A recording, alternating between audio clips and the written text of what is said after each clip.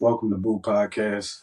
Today we have our guest for Yusef McCoy, the owner, CEO, founder of Bistro 870, event studio now, but it started out as a catering business, and also the owner of the new clothing line, No Lack. I'm excited to be here. So, great Yusef McCoy, an older brother to me, a mentor, believe it or not. I don't know if I ever told you that before, but I really look up to you as a older brother, and I'm probably the lost little brother that you never wanted, the annoying one. Not really. You're more of a brother to me than my actual brothers, but it is what it is. Yeah, it's like that sometimes. It's a good thing to always have men like you. For me being younger and you being a little older, you keep me on. Bro, you gonna keep up with these older words? You keep me sharp. What they say, still sharp and still. Yes, iron sharp. So, yes, and I think we both pretty much do that for each other. We both keep each other on track. We don't have to talk to each other every day or see each other every day. Just like today, it's a real authentic relationship that we have with each other, and it's greatly appreciated. And I'm honored to have you here today on the show. The first thing that I want to ask you is, wait, before you do that, so I just wanted to say, it's actually an honor to be here, because I know you had talked about starting the podcast, and it's great to see somebody with a vision and not only just have the vision but follow it through. And I know, you said you look up to me as an older brother, but as a younger brother, I look up to you also, to see the great things that you're doing, like an amazing father, amazing husband. You make sure that your family is good, and I'm not talking about stuff that I've seen or heard somebody else say. I'm talking about what I know firsthand. So just wanted to let you know I'm proud of you. Keep up the good work. Keep grinding, keep going, and the best is definitely yet to come. And there's so much more beyond this. This is just the beginning of something that's going to be. It's going to be great. It's just going to be great. So I know it. I feel it. I see it. So just watch it happen. And we're going to look back on this day and be like, you said it.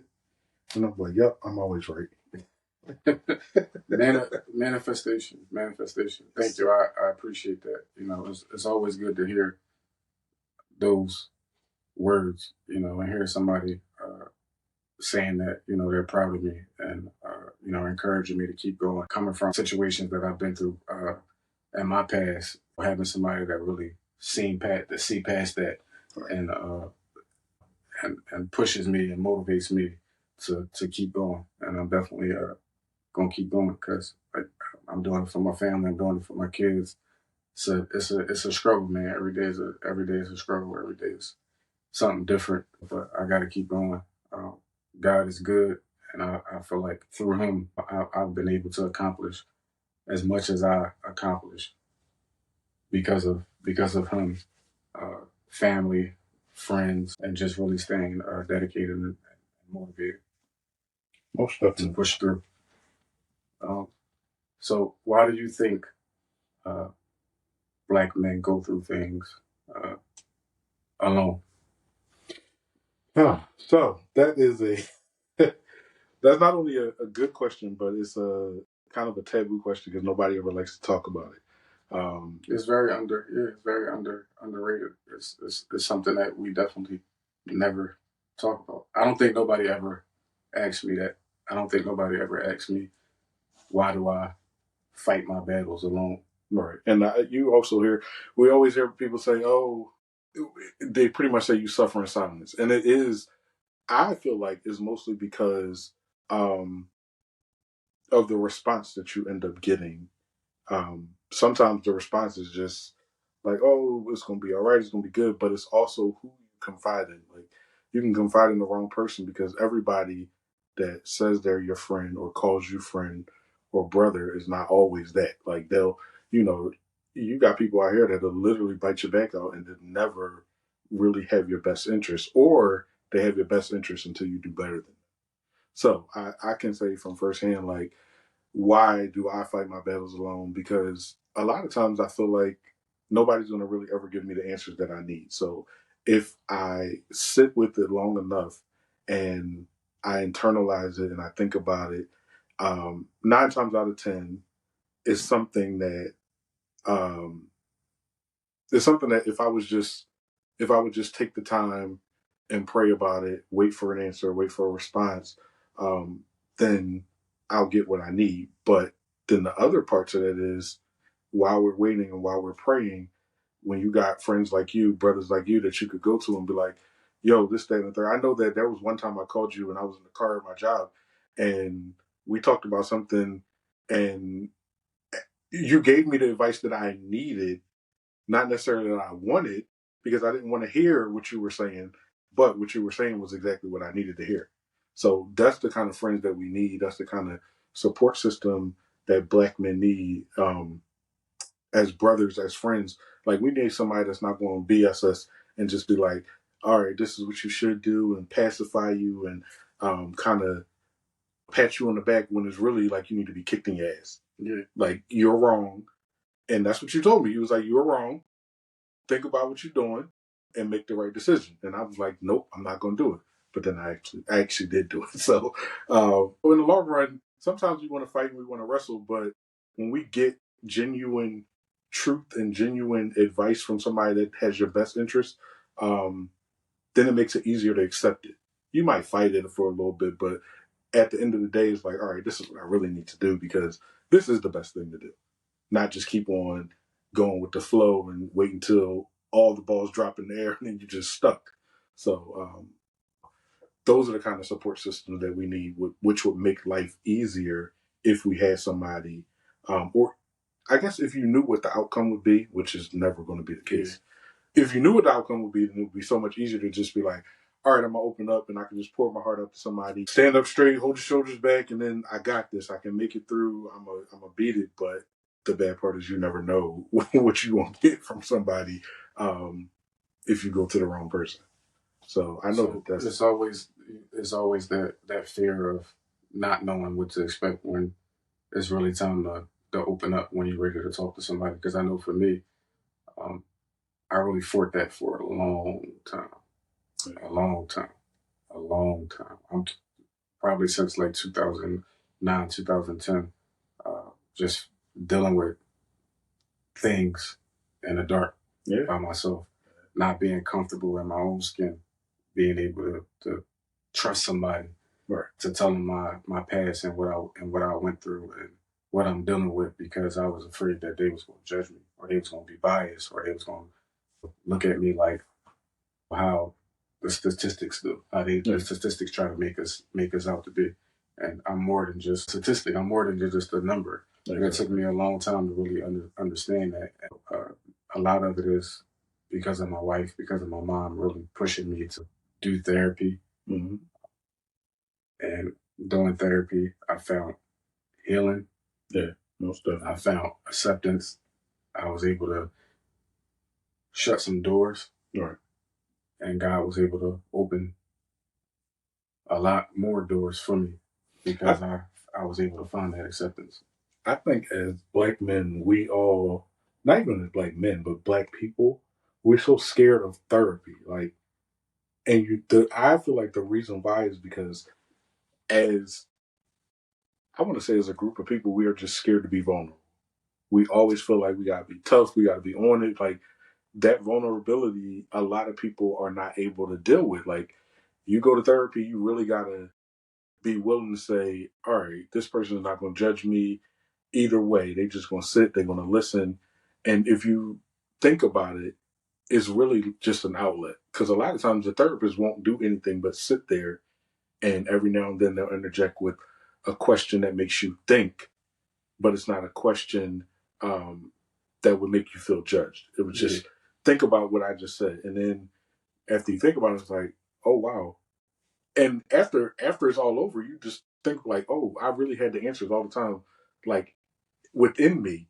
I just needed somebody to kind of pull that out of me. So I think if we and they also show you coping methods because sometimes just talking to somebody is just not enough.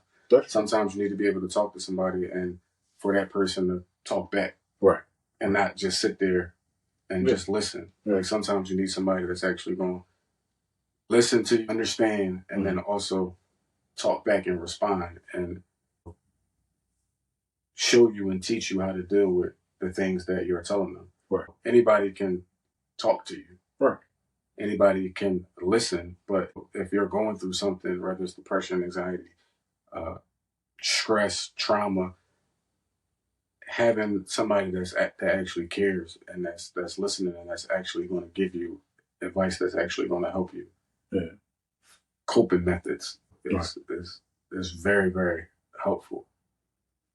Yeah, I mean, I haven't. I know the last time I was in therapy, it was probably maybe 3 years ago or so. But the tools and the keys that they gave me was enough to get me through. And I'm like, every now and then, I'm like, I definitely could use a therapy session. It's not something I probably would do every week, and there's nothing wrong with it. Just I know, like me, I'm busy, and a lot of times it's just easier to pick up the phone and call you or call one of my other brothers and be like, "Yo, this is what I'm dealing with. This is what I'm going through. What are your thoughts? What do you think I should do, or what would you do in this situation?" Because a lot of times, what I would do in a situation, your thought or your view on it may be totally different, but the outcome is probably even better sometimes. So that that outlet is super important. It can't just be, and you got to have more than one. It's great to go to therapy, but you definitely got to have a support system. That whole "it takes a village" thing, that's real. Yeah, it took me a while to understand that. There was a lot of things that um, I would bottle up and like hold in, and then when something happened, like I would just snap, and everybody just be like, "What's wrong with you? Why you was just good yesterday? Like what happened?" Right. And it's just like when you're holding a whole bunch of stuff in for a long time, when something happened, you, the lid pop off, like and you explode. So for me, therapy was very therapeutic. I think that if a lot of black men actually got rid of that stigma and got it out their head that it's therapies for girls or they don't believe in it, or that it'll really help a lot of black men that's really struggling. Like they say, the struggle is real. Yeah. And like you were saying, like bottling it up. I was talking to, not talking to, one of my friends that was saying something about, she's a single mom, and she was saying that her son threw I guess his controller or something, and it broke, or he broke the TV, something of that nature. But at any rate, she was like, no game for the whole month or whatever, no TV for the whole month. And I told her, I'm like, that's right, get after him, punish him. But I said, you also need to have a conversation and let him know that, like, your response to your controller not working, like you being angry and throwing it and breaking the TV, as a black man, you cannot respond that way. Like we gotta learn to deal with things differently. Now he just turned 10. So, and her being a mom trying to raise him by herself, I'm sure she got a support system, but I felt as if as a black man, I needed to let her know, like, make sure that you let him know, like, you can't respond like that. Yeah. Like you just can't respond out of anger and start throwing things, because if you do this at 10 or 11, it's only going to escalate if it's not under control soon. So she was very, very thankful, because some people just laugh at it and be like, "Oh yeah, that's right, punish them, blah blah blah." But you got to also like tell your kids why you doing what you're doing. Yeah. Guidance is key to having structure and guidance as a kid, as a young adult, as a grown adult, no matter how you are, no matter how old you are, having guidance and structure is key. Always having somebody that's going to check you and knock you back in place when you falling off track. A lot of black younger kids my age don't really have guidance. They don't really have structure.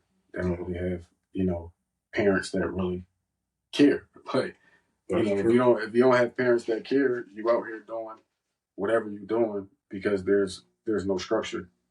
There's no foundation. That's true. And I learned that, when I was raised by my grandmama, and I just couldn't understand, like, why there were so many rules. Like, you can't do this, you can't do that, you can't go here. Nope, you can't hang with this person. Nope, you can't hang with that person. And now that I look at it, if some of these kids had grandmothers and mothers like I had when I was growing up, like, just a simple fact, like one of my closest friends at the time was a kid, had a big party, Everybody was able to go, and I couldn't go, and I couldn't understand why. And it was something that my grandma saw in the person whose house it was at, and she was like, "No, you can't go." And I'm just like, I hate you. I can't stay in this place. I want to go. But afterwards, like maybe like a couple months later, coming to find out, the man was like using him to molest other people. Like it's just crazy. And like how my grandma knew that, I don't know. But it's stuff like that. If you got parents that are vigilant and that are on top of their kids, like you don't just let your kids go to anybody's house. Like Serena's not going with anybody. Like she can't spend the night at just anybody's house. Like, and if she do, best believe I ain't far, or her mom not far. Like these kids just out here wreaking havoc because there's nobody to. I feel like the parents are scared of them. It's either they scared or they don't care. So I mean, either way, it's a scary situation. It's not. Yeah, because if you're scared of your own kids, then how can you expect anybody else to chastise them? You just send them out on the street and like, all right, see you when you come back in to get your noodles and noodles, and that's it. Our response for my generation, our response as fathers, it's not up to par. No, no. Because you got a lot of black single females and black single women that's taking care of boys by themselves with no father figure, no guidance, no nothing. The moms but they're trying to make ends meet, so they're working, 2-3 jobs. Yep. So they don't know what the kids are doing because they're too busy at work trying to take care of the kids and take care of the house. So I feel like one of the other bigger things is us as black men, black fathers, we got to stand up a little bit more for our kids and for our families. We make kids, we got to take care of them. Making kids, you got to take care of them. You don't want to take care of them, don't make them. That's true. That's it. I heard somebody say earlier today on like one of the Instagram memes, like, I literally don't trust nobody that don't take care of their kids. Like, if you can't take care of your kids, how can I trust you if something go down that you go and look out for me? Right. You don't even look out for something that's a product of you. Like, which is absolutely crazy. Like, how do you have a child and walk away and just? That's how a lot of men that I know judge who they surround themselves by. It's like you said, if you ain't taking care of your kids, if you got 6 kids out here and you ain't taking care of them, and you don't know their name, or I ask you how they doing, and you're like, I don't know. I ain't talking to them in months. That's your response. It's just like, what you mean you don't know? Yeah, which is with the greater response is, oh man, my baby mom tripping. You're like, and a lot of times you get that situation where the baby mom tripping, but you don't even try. Yeah. It's like, all right, she got on my nerves today, so I'm good. I don't even want to talk to her, which means now you're not going to talk to your kid. Yeah. But the first thing we do is spin it like, oh, she keeping them away from me. When the reality is, you don't really care. Right. Because you free. Listen, I enjoy my every other weekends without my kid, but I always check them. Yeah. And I know she's good. So, but she's still she's a part of my life on a daily basis. It's never like, I know you people, they'll go away and they're like, oh, I ain't talked to my kids since I left. How could you do that? Like, that's crazy. Absolutely crazy. I don't understand that. Like, how do you be a parent and your main focus and your main goal is not your kids or your child or whatever? Like, it's just, that to me is crazy. And again, I feel the same way. Like, I don't trust people that don't take care of their kids. I just don't. And I mean, you can't tell people how to take care of their kids, but if you're not even trying in no way, then I'm good. You don't. I can't surround myself with people like that. Not at all. So how do you deal right now? Like how are you dealing with what's your emotions and how you handling your emotions when you're going through something by yourself? Like all the time, you're not always going to be able to. Sometimes you might not be able to call somebody and be like, "Yo, bro, like I'm going through this. Like, can we talk?"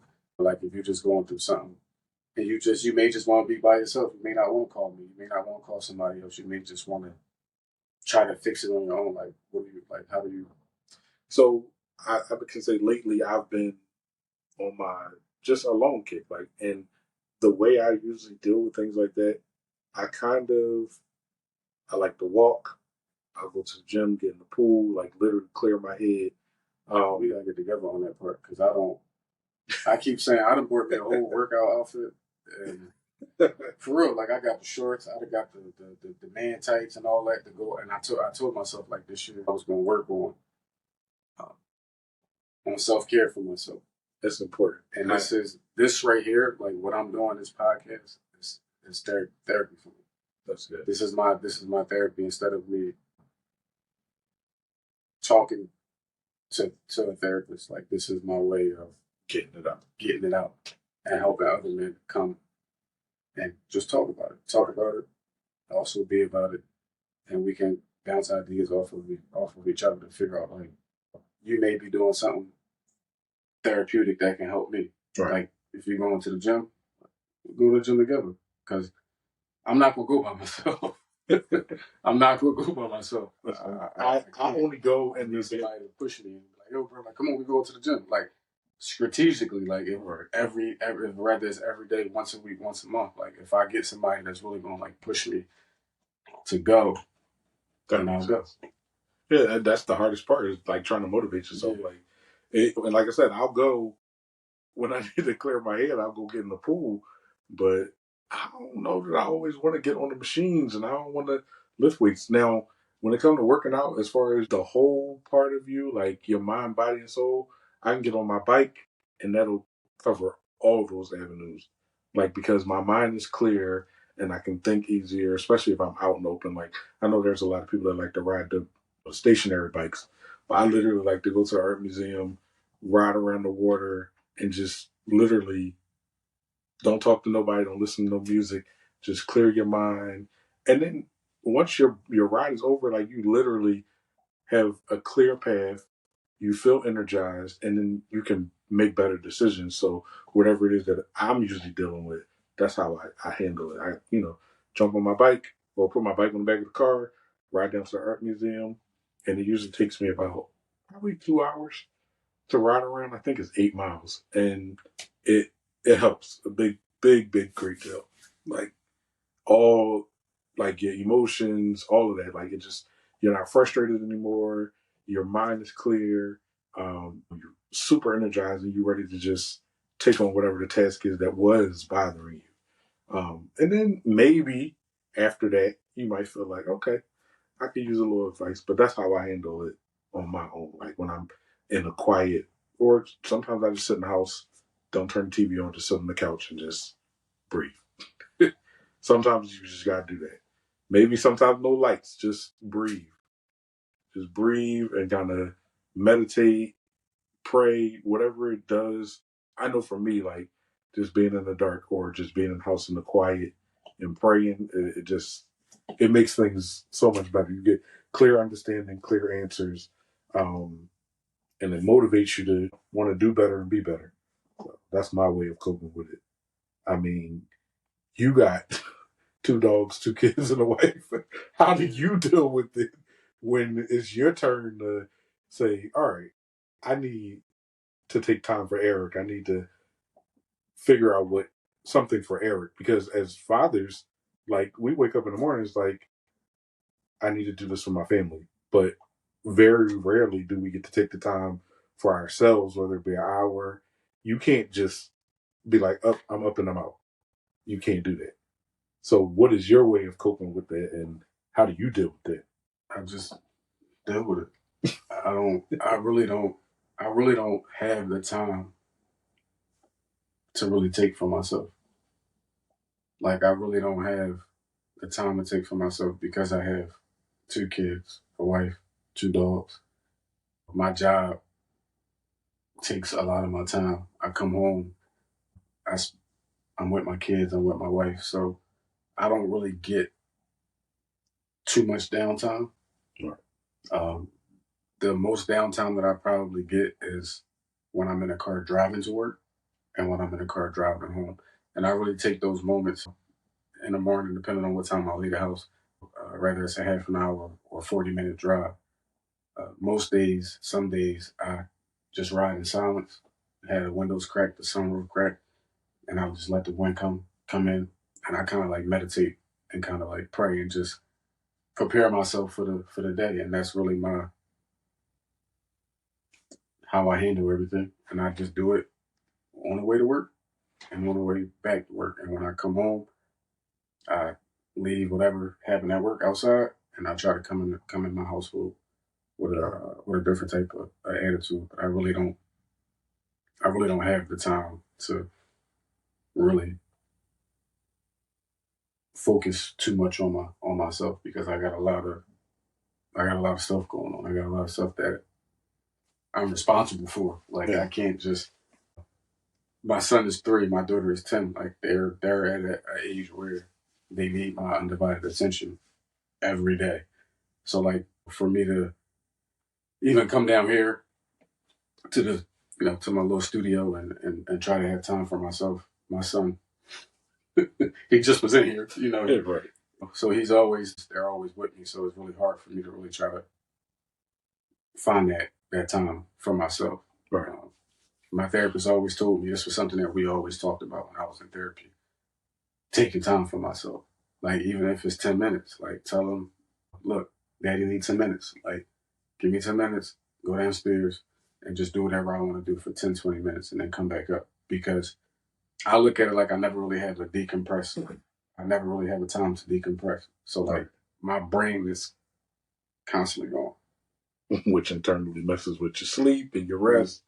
Yeah, it's important to take time for yourself. And the hardest part is because we are parents and you got your family and everything. So not being at work is not even really an option. But I've learned that if you really don't take time for yourself, something happens to you today or tomorrow before your funeral, they're going to replace you. So you have to start. This is what those sick days are for. When you're not really sick, take a sick day. Yeah. Let the kids go to school. Let your wife go to work. Take a day to yourself. Even if it's as simple as going to breakfast, uh, going to buy yourself something simple. It ain't got to be nothing elaborate. But I've learned to start doing that because after my situation a couple weeks ago, I told my supervisor or my regional director, he asked me a question about something that happened on Monday. I'm like, I haven't been here for a week. I'm like, I had a heart attack. His response was, oh, and he walked out the room. So at that moment, I realized these people don't care about me, which I already knew, but you literally blatantly just showed me, like, and what does that mean to me?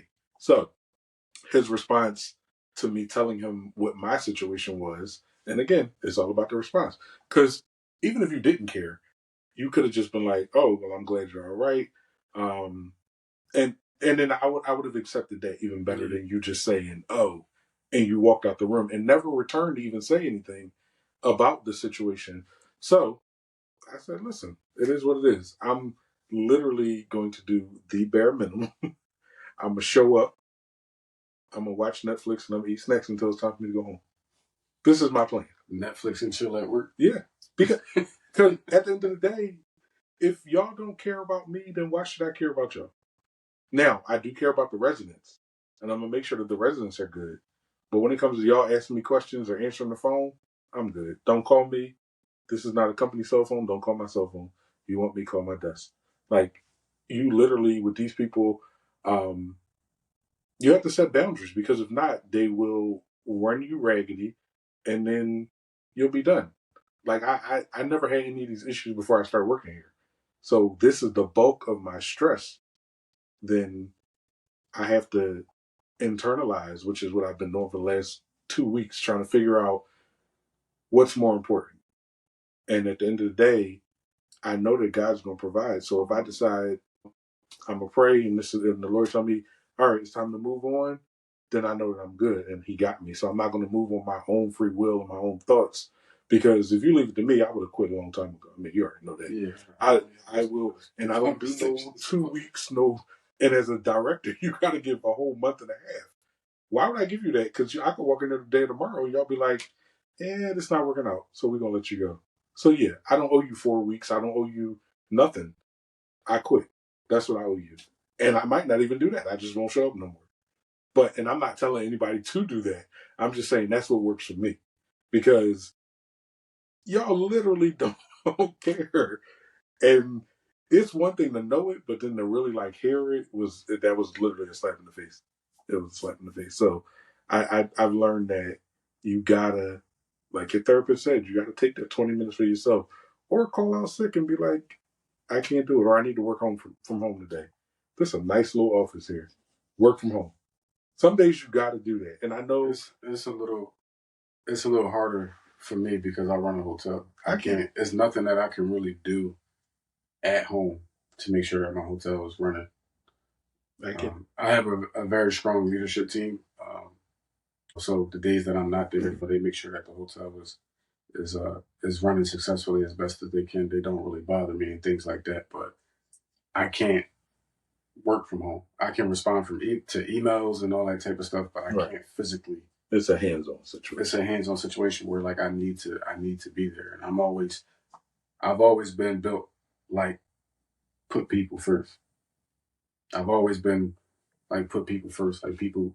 I always put people before myself, and that's one of my weaknesses because it's like okay, like I'm so caring and loving to the people that I surround myself with, and it's people that is also a lot of people that's also caring and loving to me back, but sometimes I just feel like, man, like I really need to like chill. Like I really need to take some time and really like decompress and just clear my head. That it's just that's something that that I struggle with every day.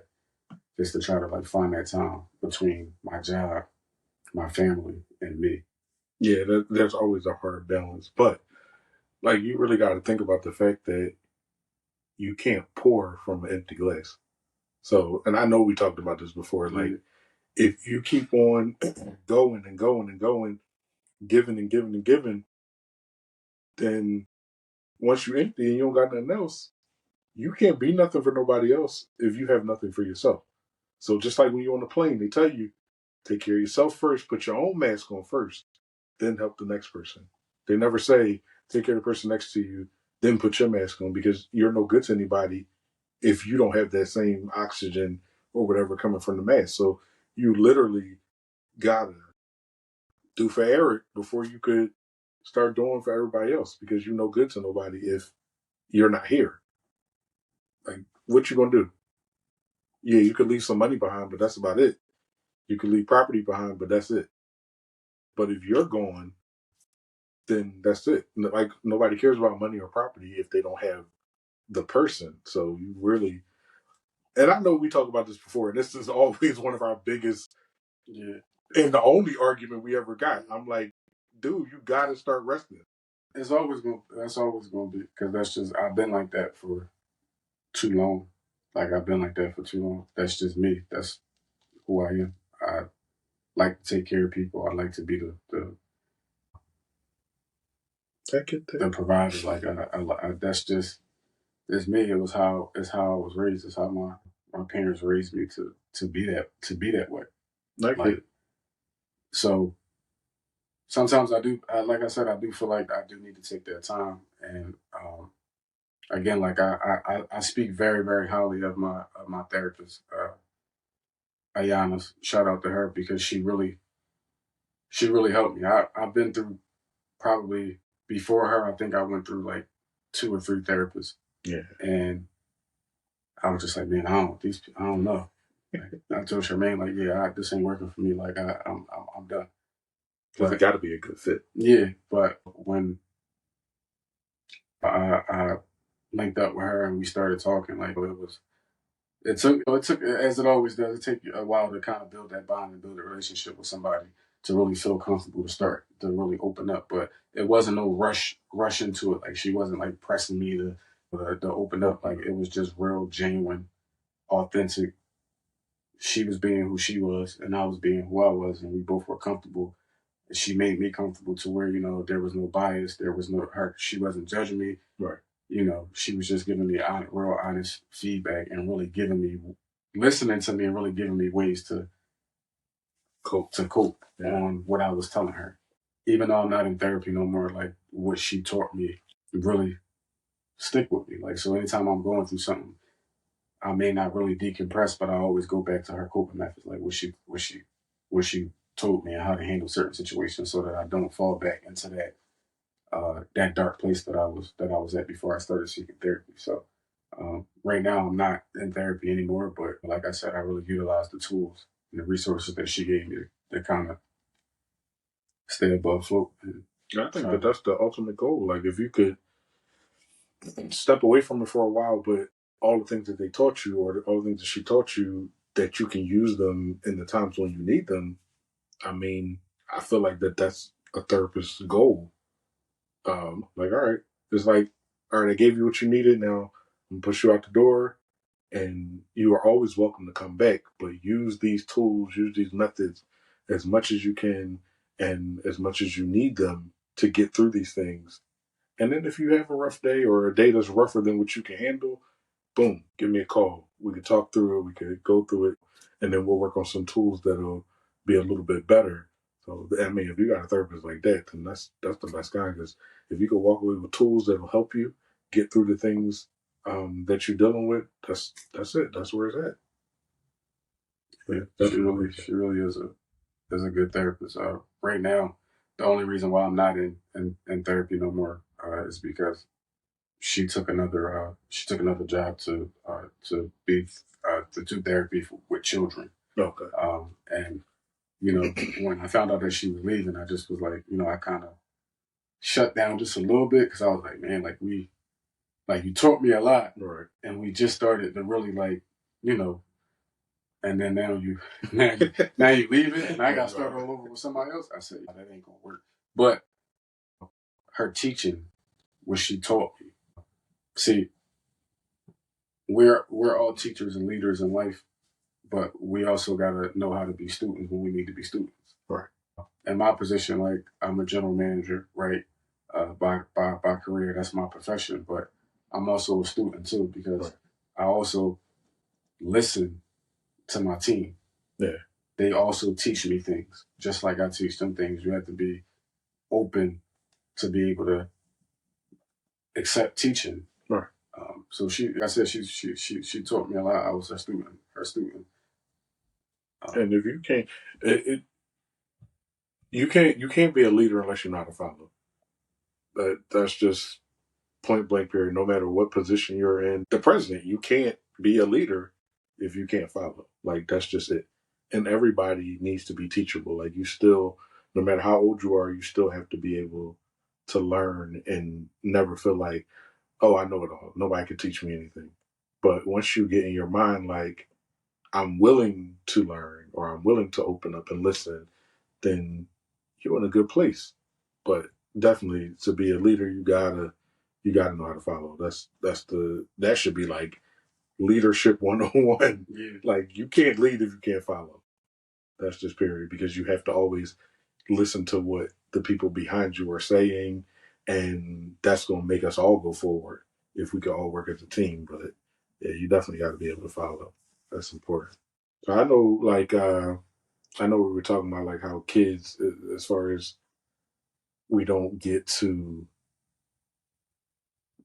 well, not get to, but kids nowadays, like, they just don't have what they need, or it's probably because most of the most of the kids is being raised by kids. Yeah. Like, everybody, like, a prime example, you got people coming in for interviews. I've been hiring left and right for the last couple of months, and I'm learning that it's really not these people's fault. Nobody taught them that you don't wear a bodysuit and a bonnet to an interview. Yeah. Because you're going to find somebody like me that's going to come upstairs and see you in the lobby, and I don't have a filter. So I'm not going to pacify you and tell you, oh, you're not what we're looking for. And I'm going to tell you why. And I'm like, listen, this is off the record, but I'm not even going to interview you because you look like you just got out of bed. So what happens is, if you look like that now as my first impression of you, then this means you're never going to wear your uniform. You're not going to be on time for work. You're going to come to work with a bad attitude.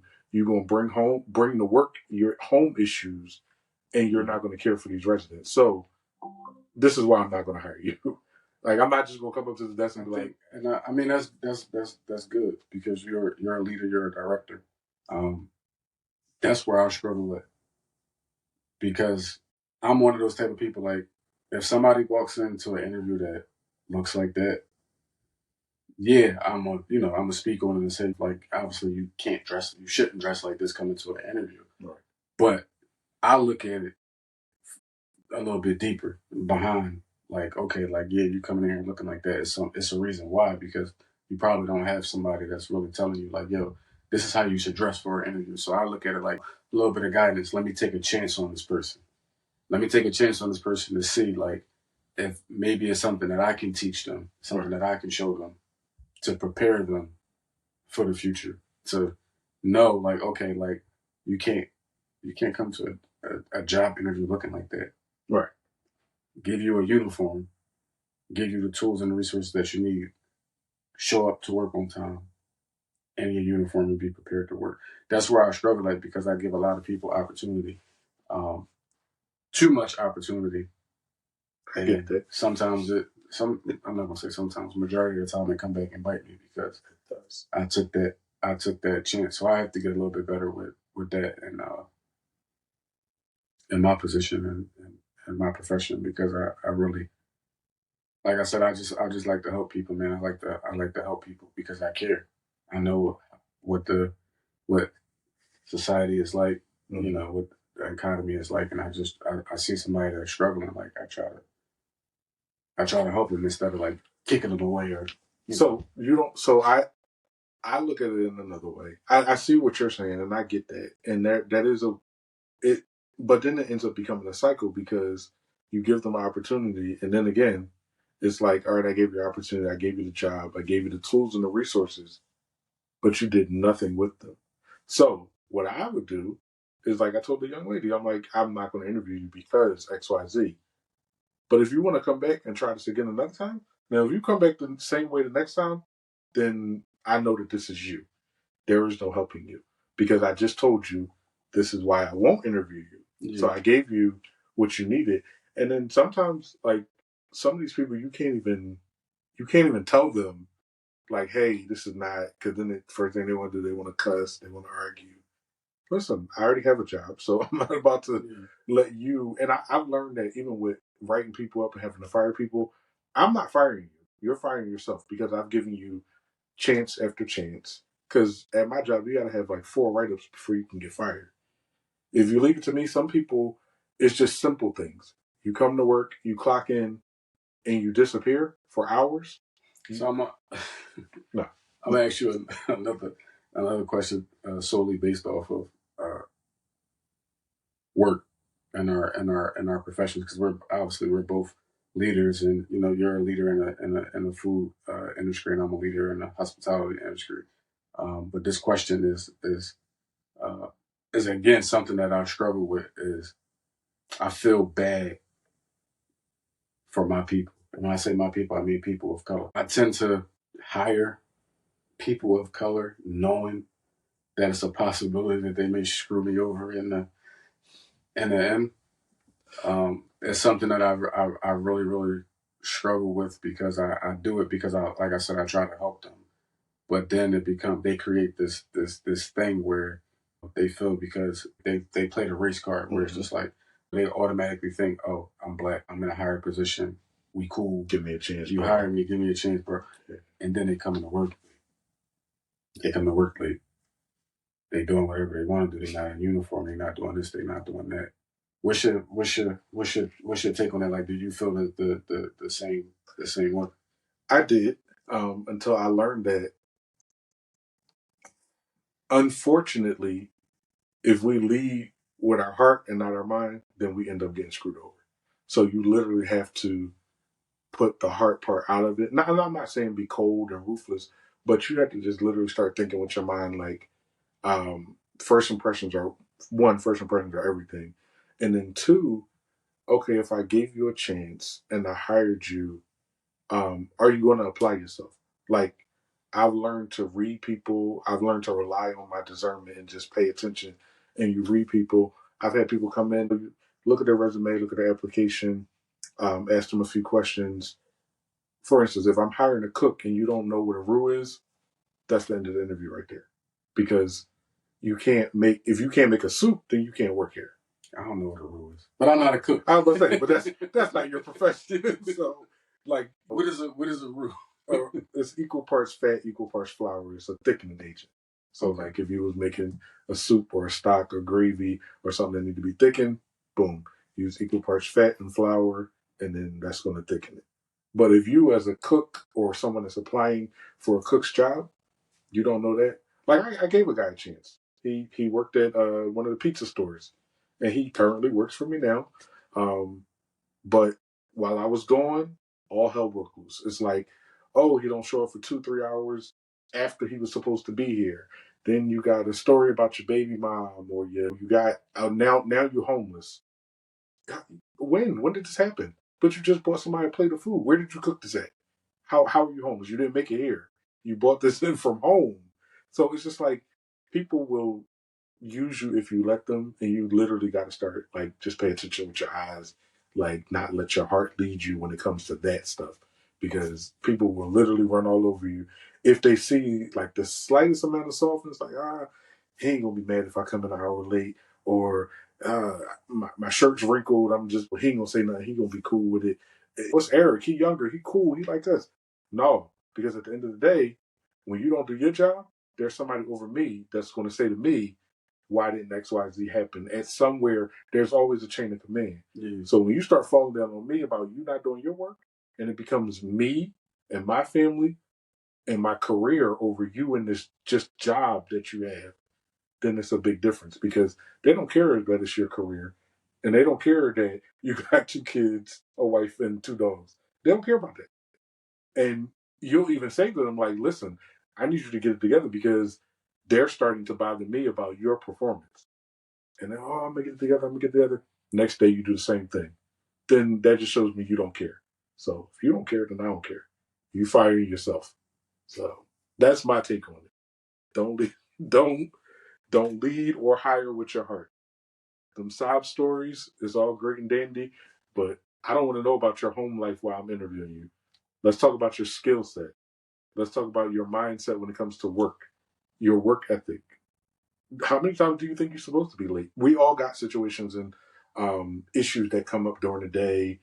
But if you come in at 11:30 and you think you're gonna go on break at 1, when you ain't do nothing, and you got people that's been here since 6 o'clock, then we call you and tell you, hey, you're not supposed to be on break. You're supposed to be on the clock working. Blah blah blah. 20 minutes later, oh, I gotta go pick up my kids from school, but they all the way up the boulevard somewhere. Nah, if you leave to go pick them up, stay with them, because this is just, now you're mad because you got in trouble. So you're acting like a kid. So you literally got to read these people with your mind and your eyes, not your heart, because they will run all over you, and they won't care about the outcome of your career. It's just, unfortunately, it's got to be that way. So that's how I handle it. That's my take on it. Yeah, that's in my journey of, being a GM, and I mean in my journey of just being in hospitality, period. Like, I always had a soft spot for people, sob stories, especially, my people, Right. because I know what it, I've been in those situations before. I haven't always been a leader, right, of substance. Like, I haven't always been a general manager. So like I've been those candidates before. Right.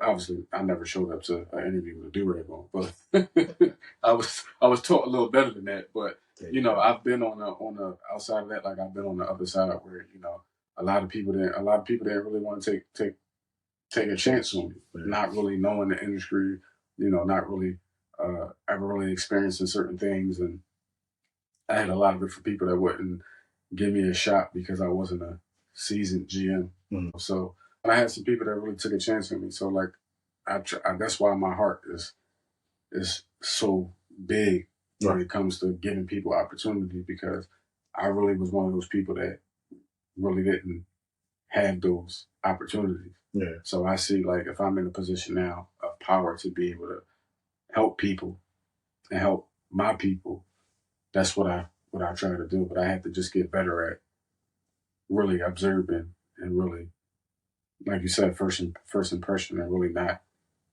letting my heart take over what I really should be doing in the moment when I'm interviewing and hiring people. At this point, like, I really try to, like, withdraw myself from the hiring process and let my assistant Meet the them hiring halfway. process, and then I'll do the last Yeah. one final yes or no. But that's something that I've always struggled with, and I gotta get better with that. That's just the Leo in me. You're a Leo, so Yeah, it's hard for us to not have a heart. Yeah, Like, that's true. It's who we are. Yeah. I know that, like, when I say separate, I mean, I feel like let your heart lead with the part of, like, I need to take care of my family. I will try my best to give somebody a chance. I hired this older cook. He is an amazing cook. The man just got out of jail. He's in a halfway house now, but the man come to work on time. He do all his work. It's because he been through something. Yeah, he go above and beyond, and he was ready to walk away because they messed up on his pay, and I didn't know about it until I said something in the kitchen the other day when I saw notes inside the payroll, and I'm like, "Why didn't you say something to me?" And the one girl, she was like, "Oh, he was about to quit."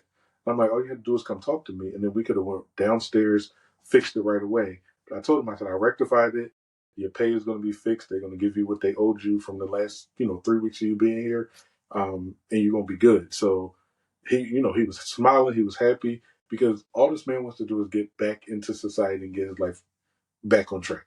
Now he's older than me; he's probably old enough to have been my dad. But the fact that I was able to give him a chance and it turned out to be a good thing is because the interview went well. Like the interview was well. He answered all the questions right. I don't need to know. I only knew these things about him as far as his situation about getting out of jail because his sister works there, and she asked me, and I'm like, I'll interview him, but there's no guarantee that I'm going to hire him. So I get you're a great worker. You are reliable. You come to work. You do everything, but y'all two different people. Yeah. So the interview went good. It was a little back and forth, and I thought I was just going to have him as a dietary aid, but I'm like, let me just see what you do on the cook side. And he knocked it out the park, and the people love when he cooked, as opposed to some other people there. But they love when he cooks, so I'm glad that I'm able to keep him there. And it was a gamble, but it was a good gamble. So it's because when you really have a traumatic experience being incarcerated like that, really, yeah, it really make you like change a lot of different things. So because he's been through that situation, like he lost it all, and now he knows like what the bottom looked like. Yep. And he don't want to go back right to that point in his life. So he's going to make sure that he does everything by the book going forward. And you taking a chance and giving him that opportunity helped him a lot. And I'm sure he's very, very appreciative of the opportunity because, again, being incarcerated is a they automatic when you are locked up and you behind the walls, they automatically put a statistic on you. They put a number on you, and once that number is on you, it's hard to get off. People don't want to hire you. Yeah. So to have somebody of your caliber that really took a chance on somebody like that really means a lot. And I'm speaking because I was one of those individuals, so I know what it felt like. Right. To have somebody say, okay, like I know you've been through this, but this is not you. Like I'm not going to judge you off of your past and what you've been through. Yeah. Like I see you now in this form, like, and this is who you are. Yeah. What happened. I'm gonna give you a shot. So that's really good that you was able to see past that and give them an opportunity. Speaking of shots, like shout out to the people that gave us chances. Like, I went from being a cook, like literally, I was cooking at a nursing home, wasn't making no real money, maybe like $14-15 an hour. One of my friends, she got hired as a nursing director at another nursing home. And how people go, oh, when I get over there, I'm gonna see what I can do. I'm gonna try to get you in, and then they forget about you. Never hear from them again. That's usually that's how it usually goes. About a month later, she was in and she did her probationary period or whatever. She said, I talked to my director, the whatever he is, the executive director, and I told him I knew somebody that could probably run the kitchen. And then I'm like, oh, really? And she was like, he wanted to meet you. And then the position was for as a food service director. And I'm like, I don't have the education for it. I've never run the kitchen. I know what it is to be a boss. I know what it is to be in charge. That's just me. I'm a boss by nature, and I'm not saying that in a cocky way, but I believe that I was born to be a leader, and that's just my thought process. That's the Leo. That is the Leo. But listen, that's how we are. We need to be cocky. We pop it because that's just. It's one thing to say it, but when you could back it up, that's a whole nother story. But you got a lot of people that will say it, and then you're like, you couldn't lead your way out of a paper bag, like, but you got to really be able. There's so much that comes behind it. But I was nervous about the opportunity, and then they called me in. I did the interview. They offered me the job, but they told me, they said, "Listen, we'll offer you XYZ, but we can't give you what you would make if you were a food service director because you don't have the experience in doing scheduling or ordering." So what I did was I applied myself. I learned how to order. I learned how to schedule. I asked them, I said, "Can you put me with another food service director for a couple of weeks so I could learn how to order, how to do the scheduling, how to run, how the company runs the kitchen?" And they did it. So after about a month, they put me where I was supposed to be. But like, shout out to those people that give you the opportunities when nobody else wanted to take their chance on you. So shout out to everybody that ever gave me an opportunity, especially going through my situation. I'm even shout out the ones that didn't, because that also made me aware and made me sharper and made me keep going harder.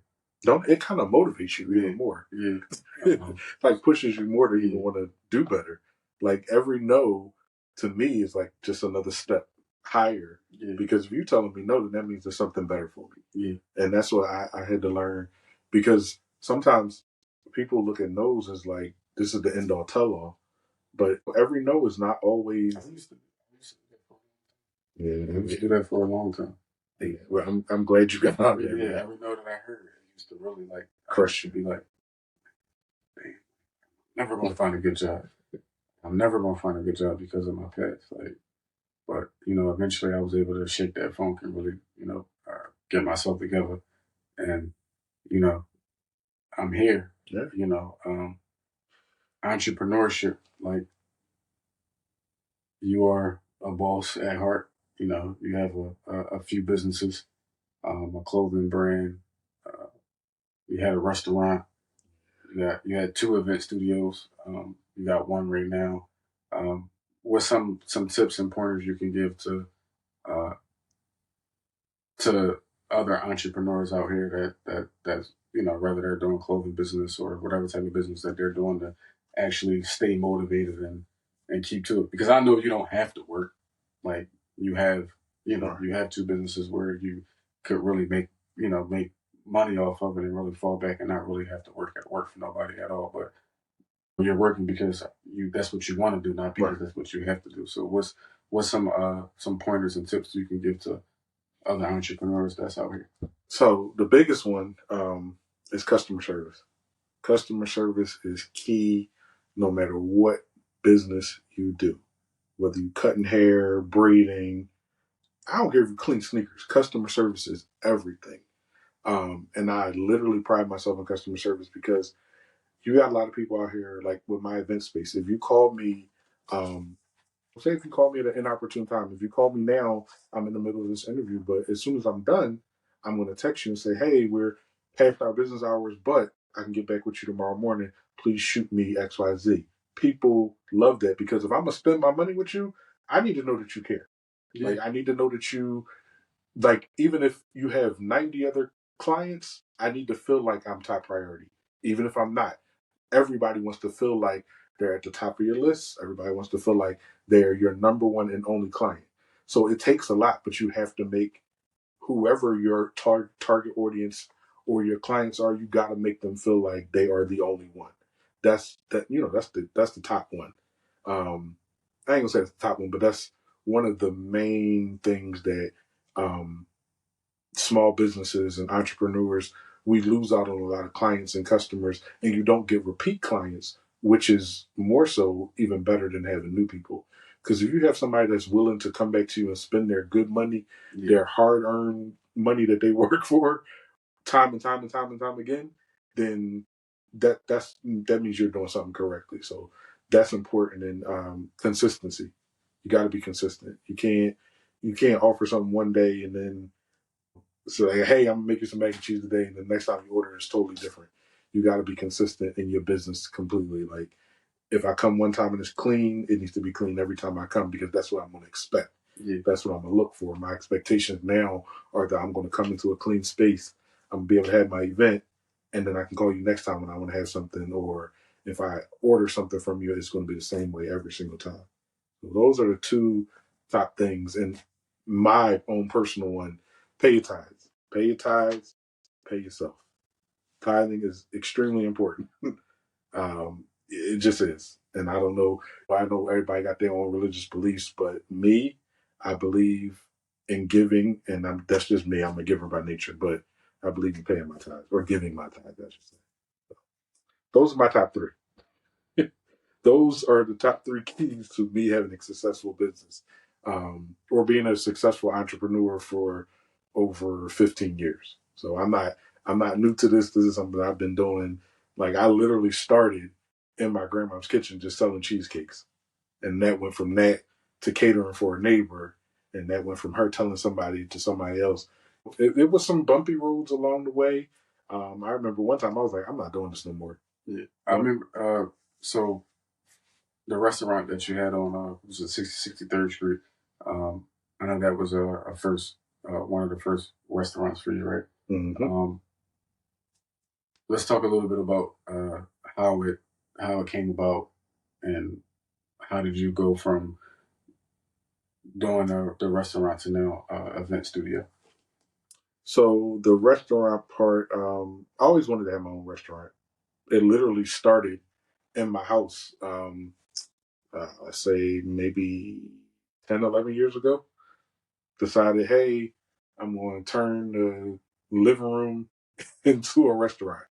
So I did. Took all living room furniture out, um, and went to IKEA. We did a little markup. Like this is what it should look like, and we were going to put some stuff on the deck. Actually, it was supposed to be on the deck. I'm sorry. It was supposed to start out on the deck, and that was it. Put some high top tables out and about 4 2-seaters. Because everybody always asking, when you gonna cook? When you gonna cook? I'm like, all right, I'm gonna cook, but y'all gonna pay. So we can turn the deck into a restaurant. We did it. It worked out so well that the first, like the grand opening, we had to end up taking all of the furniture out of the whole downstairs of the house because it was not enough seating. So we had to be creative, run to IKEA, buy more tables, more chairs, um, turn into like little lounge seating just to be able to accommodate everybody. So it worked out great until maybe about 2 years after. And it was like, all right, Serena's here.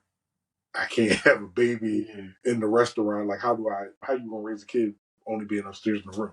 So it was like, all right, let's close, look for something else. And I was looking and looking, ended up moving to like another part of West Philly, and then riding down 61st and Haverford, kept riding past this building, and I knew it was something before, but one time I was like, all right, I'm gonna go in and check. They gave me one price, and I'm like, that's a little steep. I said, I'll check back later. The building's still set. Went back, and the lady was like, oh, well, this is the price that I'll do. And I'm like, all right, I don't have all of it, but can you hold it for me until tomorrow? She was like, if you don't come tomorrow, I'm going to give it to somebody else. I don't even remember where I got all the money from, but I had all the money the next day. Boom, the keys was mine.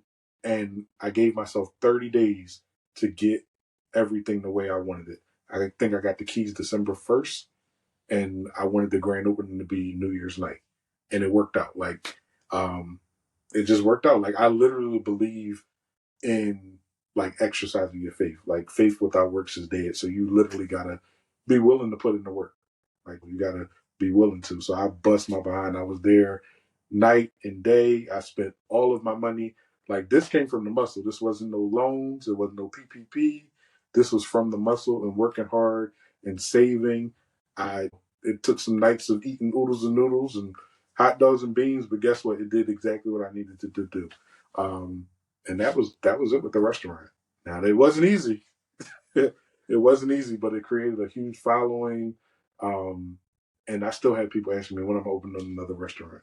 It was a real nice restaurant. It was a real intimate setting. We hosted one of my wife, I forget what year it was, but we had her birthday party, a birthday dinner there, and everybody had a good time. It was a real elegant, classy environment. I wish she would have never got rid of it. Listen, the people wasn't paying the water bill. They wasn't going to get me stuck in there. I didn't own the building, so the landlords weren't paying the water bill, so it was time to roll. I wasn't going to renew my lease with them. But stay tuned. There are some things in the works. I'm not going to say what. I'm not going to say where or when. But there's some things in the works. I'll tell you later, but there's some things in the works. Event studio, how did that, because I know that the name has always been, you always had that name, whether it was the restaurant or even with the event studio. But how did you kind of shift from having the restaurant with your heart being in food, right, and then switching to event studio? So the dream was always to have one building, 3 different floors. One floor with a restaurant, one floor with a store, one floor with a banquet space. So at the time, couldn't get them all in one building. I wasn't even looking for the event space. Shout out to Aunt Tink. She called me. She said, I know somebody that's looking for somebody. So they have a space open. I'm like, okay, I'll come look at it. It worked out. We made the deal, and it just fell in my lap. I wasn't looking for it. It's something I had prayed about a long time ago, but I just didn't know when it was going to happen. Wasn't looking for it. She gave that call, and things went into motion. And again, I give myself a certain amount of time to be ready and do what I need to do. And that was the space that's literally around the corner. This space happened after the pandemic. And I told myself, like, I'm looking for something that's already finished, and I don't want to have to do nothing but just walk in and put in the furniture, pretty much the tables and the chairs. And it happened. I was looking on Craigslist, and it was listed as an apartment, but it didn't list the commercial space underneath. So I called anyway because you could see it, but it didn't have any information about it. So I called the guy, and he's like, "Oh yeah, we're showing it." So I went to go see it, and again, I didn't have all the money at the time. I just knew that this was something that I wanted to do. And it took a while, like back and forth with the guy. But from the first meeting, I went online and I ordered 80 chairs. I didn't know where to put these chairs at. These chairs cost me $2,000, but I needed to know that once they arrived, I had somewhere for them to go. And again, exercising my faith, I bought the chairs without keys to a space to put them in. And God worked it out. And literally, maybe like 2 weeks after I met with the man, boom, they gave me the building, and I had to do anything but put 2 chandeliers, and that was because I wanted them there. Everything was the way I wanted it. I didn't have to do no hard work. Just walk in, show the space, and that was it. So that was that. And now I'm looking for another one. So if anybody know of a space that's open, I'm looking for another one. I need to have more than one. Got to have multiple streams of income. It's important. It's very important. Your newest brand and one of your newest entrepreneurships is your clothing line, No Light, which we both are wearing right now. I got the masculine energy T-shirt on, and you I have got the No Light brand. Talk about a little bit of what made you want to start a clothing line. Again, being in the food industry, going from, I mean, you still do catering here and there, and then you got the event studio, and now a clothing brand. So I don't know that it really started out to be like so let's just say my name means no lack. It means God will provide. So I mean, what else could I do but put it out there? Like I said, I believe in tithing. So along with the no lack is the scripture, Malachi 3:10. Bring ye all the tithes into the storehouse, so there be meat in my house.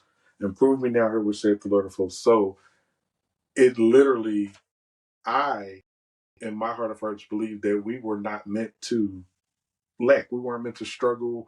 We weren't meant to not have. We were meant to be over things, and we were meant to have what we need without begging or borrowing or stealing or robbing. Like, we should be able to walk in no lack in every area, not just financially, but like when it comes to health and on your job, like we just shouldn't lack. We should not lack. So that's where the whole no lack came from. I am in no way, shape, or form a graphic designer, but I pulled up this website one day and I just typed in no lack and I start going from there. And this is what I came up with. So this is my new baby. And again, like I said, I just believe that we all should be able to walk in prosperity. We should be in a mindset of increase and overflow. And that's how we should just think. So if you think it, you'll be it. So man thinketh, so is he. So I don't think poor. I've been poor before and it's not fun. I mean, when I say I've been poor, I'm talking about no heat. Had to sleep with a what's the thing called? A heating pad in the bed. Like I would wrap it's ghetto, but I would wrap a rubber band around the heating pad because it's one of the ones you had to hold for it to stay on. Wrap a rubber band around the heating pad, put the blanket over it, go get in a freezing cold shower, dry off, and jump in the bed, and that's how I slept for months. And nobody knew that I was dealing with that. Nobody knew that I didn't have no food and had the electricity was working. There's no gas. So listen, sometimes we got to struggle. And I've been in a place of struggle, and I feel like at 41, I don't want to do that no more. I refuse to live in lack.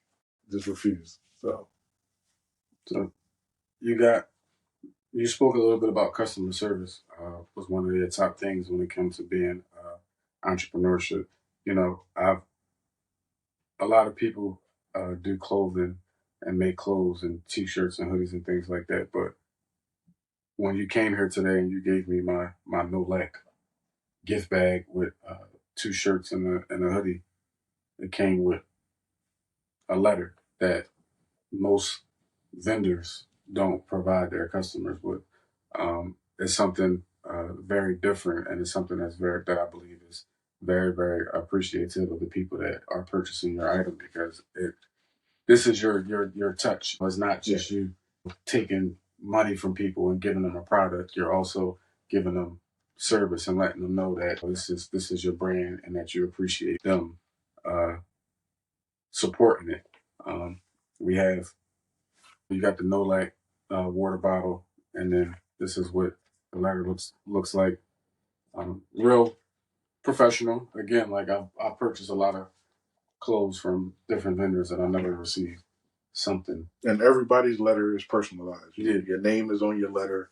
And I just believe that you got to give people personal touches. Like I've learned that a long time ago. Like people want to feel important. So I just thought that was a great thing to stick in everybody's gift bag with your name on it. The first hoodie I sold at church, um, it was to Elder Sills, and he went to pull it out, and he looked at the letter. He was like, "It got my name on it." I'm like, "Yeah."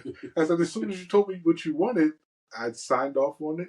Put your letter in your bag." So just to see that, it was just, that was a blessing. Like to know that people really, they do appreciate the little touches. Like, and that, I mean, even putting it in a gift bag. right? Most people don't give you merch in a bag; they just give it to you and your hand, and it's just like, here. I don't want to do that. Yeah. So those touches like that is important, and it's very much appreciated. And it's a nice looking gift bag. The quality of the shirts. I seen my shirt. I seen it had the H&M stamp on it. I'm like, okay, you doing you putting. I want people to have what I would want. Like I don't want to give nobody just any old thing. I feel like give somebody something that they going to feel good about spending their money for.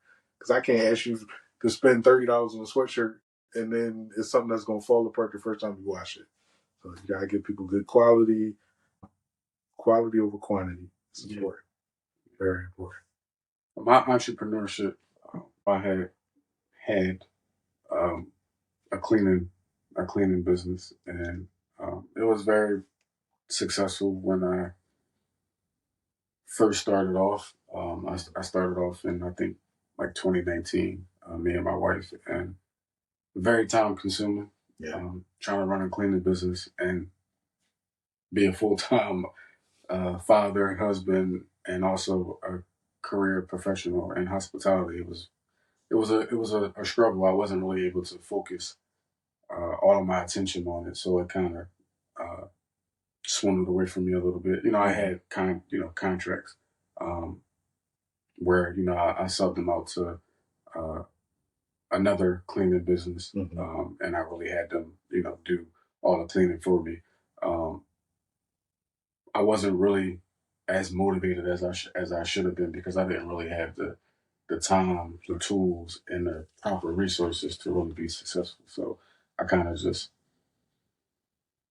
let it go by default. But this right here for me is another venture. It's therapeutic for me. So I know about the cleaning business, but I know that there were some other things in the works and the talks.